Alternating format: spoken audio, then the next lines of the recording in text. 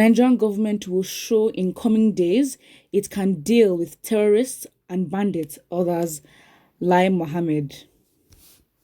Nigerian government has said it is not overwhelmed by the security challenges to the country, in the country, despite its apparent failure to effectively tackle terrorism, banditry, kidnapping, and other forms of insecurity.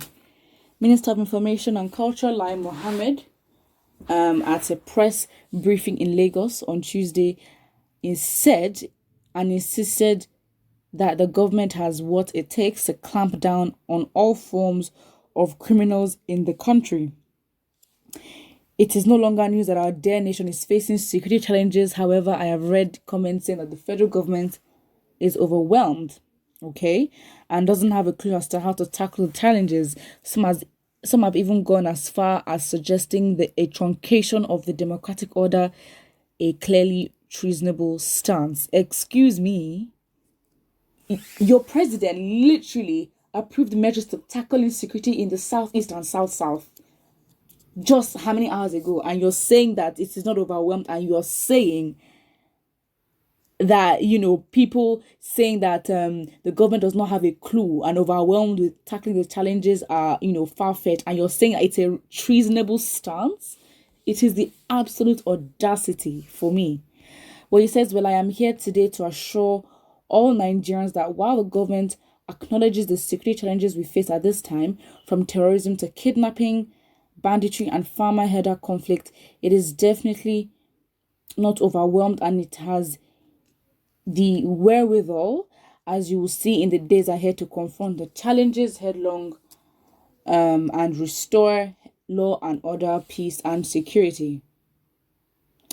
Well, this is what this man has said. Don't know where he's coming from. I do not know the basis or the thought process behind what he said, but that's what he said.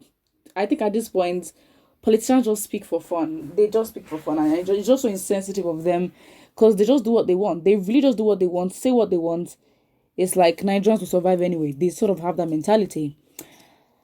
Someone says Nigerian government will never see peace. All these leaders and evil criminals, they're the problems of this country. Absolutely. Who said our system doesn't work?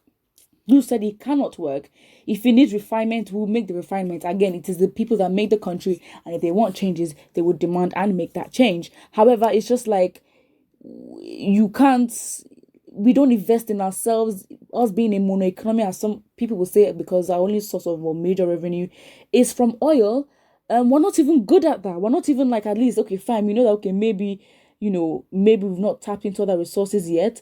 But still, even the oil that we all say that, okay, fine, is what, is bringing the country a lot of revenue.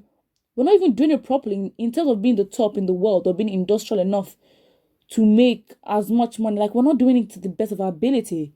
So again, this mono economy thing, okay, we're making money, but how much are we actually making in comparison to world prices and the competition? So it's like, it's a different thing. Okay, fine, if we're mono-economic, where we only trade by oil. However, if it was industrialized, if it was a big thing where there's competition in that industry, where it is not not privatized or nationalized, then of course we would create jobs, and people would have, the standard of living would be better if they can create jobs through that, and we can actually be competitive in trading oil. But we're not. So again, like, what are we known for? Apart from our music and the creative industry, that's good. But then, with that itself, we need the basis of a good infrastructure for such industries to survive. So again, our infrastructure as a basic requirement for like a functioning economy is not even there. That is just so embarrassing. I can't even, we have no shame, don't want to be the best. And again, it's like, we're just clinging on to this false giant of Africa notion. Like, if we are the giant of Africa and we are seen as a giant of Africa, then what are the rest of African countries like? That is bad if we are the standard of what a giant of Africa is. That is absolutely horrible and horrific. Then imagine what is going on in other African countries. So again, it's like, it's not a thing that we should be proud of, because if it's how. So again, it's just like, it's so sad. It's absolutely so sad. And then again, we know the people don't rate us.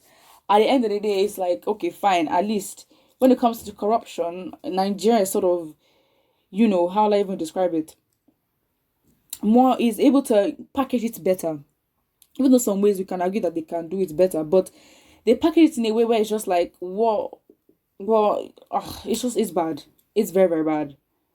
Because again, it's like, okay, fine, we say other countries, okay, fine, they have presidents for 30 years, but then us is like, we think we have only one political party, APC and PDP, and then people, go there. The thing is, it's the same people, the same set of power that's still ruling. Again, it's just that to us, they recycle their faces.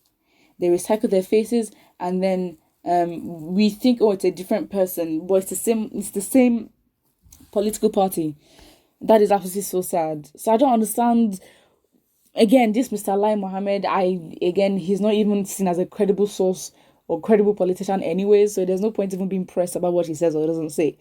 However, it's just very disrespectful to come to Nigerians and just, Someone says, when will this Central Institute of Chartered Comedians be serious ones for the sake of God? Haba. Someone says, another village noisemaker with fruitless points has appeared again. In coming days, an Aso Rock was robbed early, or coming days indeed. Okay. Just say you've declared war on Southeast. Well, if they make that official, that would be very scary. But it's very obvious. I mean, we know that the Southeast and Nigeria itself has not been on good terms, even from the country's inception. So again, it's not it's sad. It's just too sad. Somebody says, look at his mouth like thought.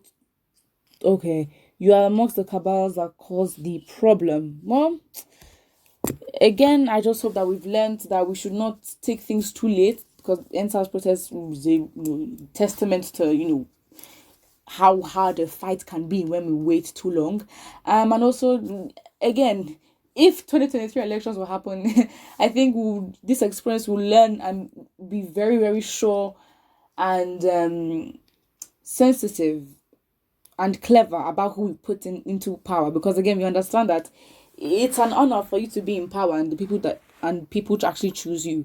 However, we as a people need to be very careful about who we put there, because again, it's not just us that it affects, but our future generations. Except you don't want to live in the country. Because again, people are talking about plan B, plan C, plan D, and I'm just like, realistically, statistically, who can afford a plan B?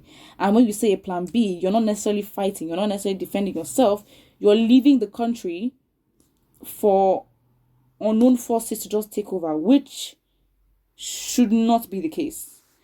Put what you think about this in the comment section below, and don't forget to like and subscribe.